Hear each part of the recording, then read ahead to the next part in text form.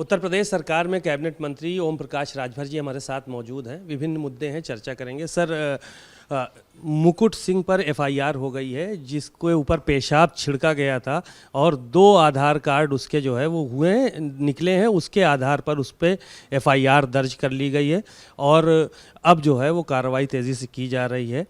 तो ये जो कार्रवाई हो रही है उसको कैसे देखते हैं आप, 2 आधार कार्ड जो पाए गए? देखिए, पहली बात तो एक व्यक्ति अगर 2 नाम से आधार कार्ड बनवाता है तो ये फर्जीवाड़ा करने की साजिश होती है। अगर ये संज्ञान में आया है, पुलिस ने कार्रवाई की है, तो निश्चित है कि जब 2 आधार कार्ड है तो दोषी है। अब उसको कोई हवा दे कि एक व्यक्ति 2 आधार कार्ड रख सकता है, तो ये गलत बात है। ये जो जिस तरह की बातें समाजवादी पार्टी की तरफ से कही गई कि ये पिछड़ा था, उसके ऊपर पेशाब छिड़का गया और उस पे जो है वो कार्रवाई की जाएगी। अखिलेश यादव ने उसी दिन बोला कि इस पे भी एफआईआर हो जाइएगा, देखिएगा 1-2 दिन में। उनकी बात सच हो गई, एफआईआर हो गई। भाई देखिए, जब 2 आधार कार्ड आप बना करके और 2 जगह अलग अलग पेश करेंगे तो फर्जीवाड़ा नहीं है। तो फर्जीवाड़ा है तो फर्जीवाड़े की केस दर्ज हुई है, तो अब उसको अब अखिलेश जी वो भी 2 बना लें। ऐसा वो नहीं करते, चूँकि उस जानकार हैं कि 2 बनाएंगे तो ऐसा होगा। ऐसा कुछ नहीं है। देखिए, फर्जीवाड़ा अगर कोई भी कर रहा है तो निश्चित है उसके खिलाफ कार्रवाई होगी। एक ब्राह्मण के नाम से आधार कार्ड बताया जा रहा है और एक जो है वो यादव के नाम से है। 2 अलग अलग जातियों के नाम से आधार कार्ड। यार देखो, अब यादव में कुछ ऐसे यादव हो गए हैं जो बहुत चालाक हो गए हैं। अभी तक सत्ता पा करके अति पिछड़ों का हक लूटा गया, तो अति पिछड़े तो नहीं बोल पाए। अब जो अधिकार ब्राह्मण का था वो अधिकार अब यादव लेने की तैयारी में है, तो भाई तो ब्राह्मण विरोध करबे करेगा। भले अति पिछड़ा कमज़ोर है, नहीं बोल पा रहा था। 27% आरक्षण जो मिला है सबको मिला है। 27% आरक्षण में अति पिछड़ों का हक किसने लूटा है? समाजवादी पार्टी ने 4 बार सत्ता में लूटा है। तो हम लोग कमज़ोर पार्टी थे, इस नाते नहीं बोल पा रहे थे। अब जो है मजबूत से भिड़ान हो गई है कि अब ब्राह्मण का हक लूटने जा रहे हो, तो भाई तो निश्चित है कि ये ब्राह्मण का हक लूटने के लिए 2 आधार कार्ड बनाए। अब 2 बनाओ चाहे 5 बना के गलत कर रहे हैं ना। जो व्यवस्था बनी है, सबको काम बांटा गया है, जातियां बनाई गई हैं, उस आधार पे तो निश्चित है कि एक दूसरे की जाति का जो काम है वो दूसरी जाति लेने की तैयारी में है, तो द्वंद्व तो होगा ही।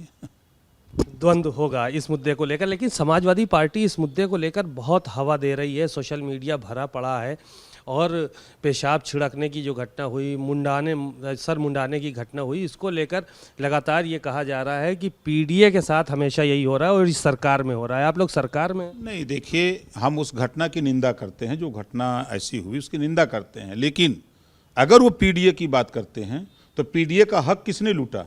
पीडीए में मुसलमान भी आता है। मुसलमान का हक किसने लूटा? पीडीए में नाई, गोंड, पाल, प्रजापति, बिंद, केवट, मल्ला, राजभर, चौहान, आर्य, कर्कवंशी, बंजारा, बहलिया, खंगार, जोल्हा, दुनिया, अंसारी, साईं, दर्जी, फकीर, इहो पीडीए हैं। इनका हक सत्ता में रह के किसने लूटा? 27% रिजर्वेशन का हक किसने लूटा पिछड़ों का?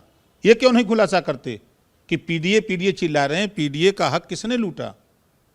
ये उनको बताना चाहिए कि जब मैं सत्ता में था तो 86 में 56 अकेले एसडीएम हमने यादव को बनाया। हमने पीडीए में रहने वाले जो शेष जातियां हैं उनके हक को हमने लूटा। ये उनको बताना चाहिए। पुलिस भर्ती हो चाहे कहीं भी भर्ती हो, उसमें अति पिछड़ों को हम आने नहीं देते। 3 सितंबर 2013 हाई कोर्ट ने कहा था कि 27% रिजर्वेशन बांट करके सबको हिस्सा दो। 12 जातियां इसका लाभ उठा रही हैं। क्यों नहीं किया इन्होंने? आज किस मुंह से पीडीए की बात करते हैं? हम पीडीए नहीं हैं। संजय निषाद जी पीडीए नहीं हैं। अनुप्रिया पटेल जी पीडीए नहीं हैं। तमाम जातियां जो अति पिछड़ी हैं वो पीडीए हैं, लेकिन उनका हक तो आपने लूटा। जब सत्ता में थे तो लूटा। अब वो जातियां जागृत हो रही हैं अपने हक के लिए। भाई हम तो कह रहे हैं, अभी तो मैंने बयान दिया है कि भाई सुप्रीम कोर्ट ने कोटे में कोटे कहा है, तो फिर 27% रिजर्वेशन पिछड़ों को भी लागू हो देश में। जब 33% महिलाओं के लिए लागू हो सकता है, तो 27% पिछड़ों को भी लोकसभा विधानसभा में लागू हो। और वो बांट करके पिछड़ों को जो 7, 9, 11 बटा बांटे, अभी पंचायत चुनाव आ रहा है, इसमें भी बांटे 7, 9, 11, 7 में पिछड़ा हो जाए और 9 में अति पिछड़ा, 11 में सर्वाधिक पिछड़ा हो जाए। यही आरोप तो आप लोगों पे भी लग रहा है, भारतीय जनता पार्टी पे। जितनी जातियों का आप नाम ले रहे हैं, शाकसैनी, कुशवाहा, मौर्य, नाई, गोंड, पाल, प्रजापति, बिंद, केवट, मल्ला, कहार, कश्यप, जो भी जातियां हैं, मांझी, मझवार, तुरैया आपकी जाति है, बंजारा, बहेलिया, तो यही कह रहे हैं कि इनका हक, इनका अधिकार, इनका सम्मान जो है वो ख़त्म करने का काम भारतीय जनता पार्टी के लोग कर रहे हैं। 27% रिजर्वेशन में सामान्य वर्ग के लोग का आरक्षण ले लेंगे का? हम पूछना चाहते हैं पीडीए की दुहाई देने वाले लोगों से कि जो 27% आरक्षण है वो तो पिछड़ों के लिए है, जो 22.5% रिजर्वेशन है वो तो दलितों के लिए है, जो 10% रिजर्वेशन तो सामान्य वर्ग के लिए है। तो सामान्य वर्ग 27% जो रिजर्वेशन है, उस रिजर्वेशन में सबसे ज़्यादा 5 साल सरकार रही समाजवादी पार्टी की, तो किसने लूटा? बीजेपी ने लूटा? कांग्रेस ने लूटा? समाजवादी पार्टी ने लूटा है। खोजने पर सिपाही नहीं मिलते हैं, नाई का, गोंड का, पाल का, राजभर का, चौहान का, बिंद का, केवट का, मल्ला का, बंजारा का, बहेलिया का, अरकबंसी का, आरक का खोजने पर नहीं मिलते हैं। और जो 18-20% वोट है मुसलमान का, 18% वोट देता है समाजवादी पार्टी को। अब तो ला करके कहा कि चुपचाप मार के बैठो और खाली वोट देना सीखो, हक की बात मत करना।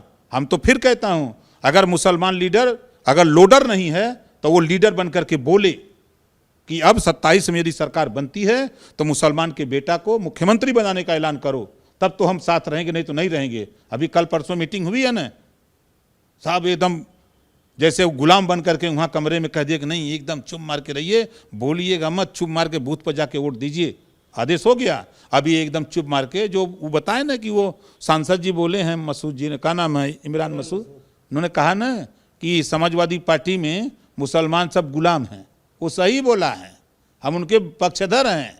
ये अपने हक की बात क्यों नहीं करते? शिक्षा की बात, स्वास्थ्य की बात, रोजगार की बात, नौकरी की बात। कल मीटिंग अगर उन्होंने लिया तो 2 तरह के मुसलमान बना दिया आपने। एक अल्पसंख्यक की मीटिंग हो गई, एक पासमानदा की, एक मुसलमान की, एक पासमानदा की, 2 अलग अलग मीटिंग हो रही है। मतलब बांट कौन रहा है? समाजवादी पार्टी अब मुसलमान को भी बांट रही है कि देखो ये अगड़ा है, इनसे मत टकराना। आप पासमानदा, आप अल्पसंख्यक कल्याण मंत्री हैं। शेख सैयद पठान, जुलाहा, दुनिया अंसारी, साईं दर्जी, फकीर, जितनी ये जातियां, क्या ये वास्तव में गुलाम हैं समाजवादी पार्टी की? आपको क्या लगता है? आपके पास तो फीडबैक ज़्यादा होगा। 100% मैं कह रहा हूं कि अगर नहीं है तो इनका हिस्सा समाजवादी पार्टी क्यों नहीं देती है? आप बताओ, पूरे उत्तर प्रदेश में उठा के देखो, 4 बार सरकार बनाया, मुसलमानों ने बड़े पैमाने पर वोट देके, क्या मिला इनको? कुछ दिया? ये पीडीए का नाम लेके लूटने वाले लोग हैं। हम तो कहते हैं जो मुसलमान के लीडर हो, दम हो, तो मीटिंग में क्यों नहीं बोला कि 4 बार साइकिल आप चला चुके हो, इस बार मुसलमान साइकिल चलाएगा, आप थोड़ा कैरियर पर बैठो, तब दरअसल समझ में आओ कैरियर पर बैठने में कितना गड़ता है कैरियर। एक आखिरी सवाल ये था कि आप कैरियर पे बैठाल रहे हैं अखिलेश यादव को, तो आप लोग तो हमेशा कैरियर पे ही बैठे रहे, आप नहीं चाहते हैं कि आप भी गद्दी पे बैठें? देखिए, जब हमारी पार्टी, अभी हम ताकत बना रहे हैं, अभी सत्ता पाने के लिए हम लोग ताकत बना रहे हैं, धीरे धीरे लड़ाई हो रही है ना। एक आखिरी सवाल था, शशि थरूर कांग्रेस के नेता हैं, लेकिन भारतीय जनता पार्टी से उनकी गलवैयाँ इतनी बढ़ गई हैं कि इस वक्त जो कांग्रेस के और लीडरशिप है वो कोसने का काम कर रही है, उनके खिलाफ एकदम मोर्चा खोले हुए शशि थरूर के खिलाफ। देखिए, जो भी कांग्रेस का नेता सही बात बोलेगा उसके खिलाफ कांग्रेस के लोग हो जाएंगे।